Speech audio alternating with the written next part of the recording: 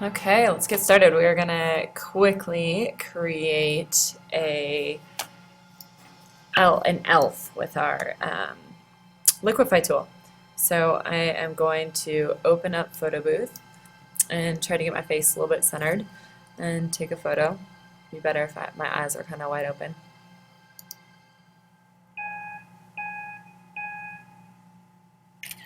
Okay, embarrassing. All right, so gonna go ahead and close Photo Booth and open Photoshop. I'm gonna go to File, Open,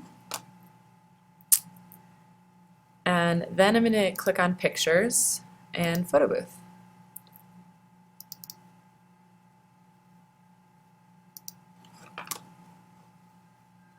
Photoshop doesn't recognize my Photo Booth file. There's two ways we can go about it. You can get your photo usually from Photo Booth, but what we can do is we can just drag my photo right onto the desktop. So there it is. If you have that problem, you can troubleshoot it however you need to. Okay, File, Open, and Desktop, find that photo of myself, and then click on Open. Alright, so what I want to do first is just quickly create a layer mask of myself. So I'm just going to highlight or select me out of this photo, and I'm going to have to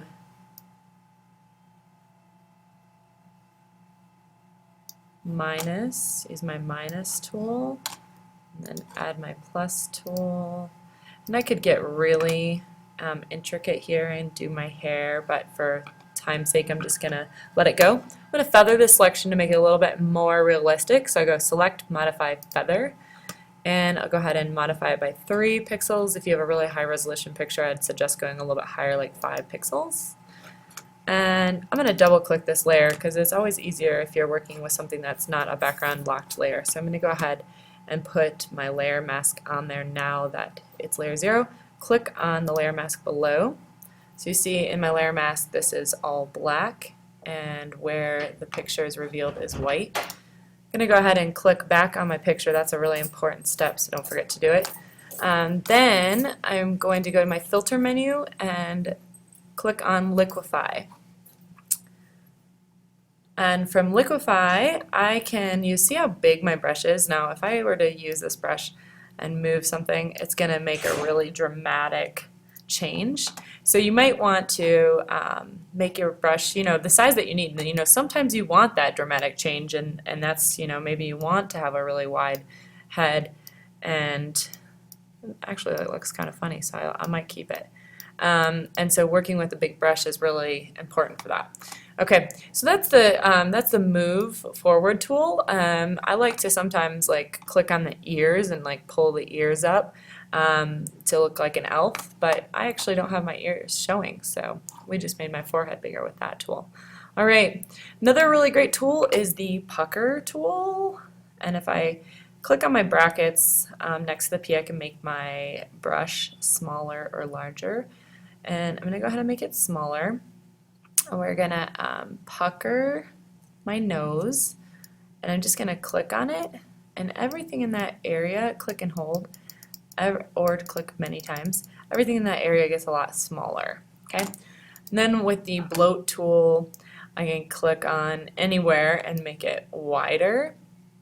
And we're making a really funny picture with the liquefy tool to experiment, but seriously, the liquefy tool is used a lot in magazines to make models look thinner, or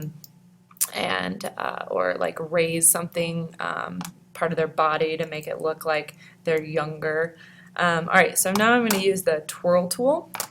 So you can use the liquefy tool to make things look better as opposed to worse, is what I wanted to say. But that's what the twirl tool does. So it's just a quick preview. There's a lot of other tools you can experiment with, and you can play around with that. But Very fun. Go ahead and create something yourself using a photo of yourself. Try not to get too crazy. You know, open photo booth, take one picture and close it. We can get stuck taking, you know, selfies with our friends. So let's try not to sit there all class period and waste our time. Okay, good luck and find me when you're done and I will give you a quick score.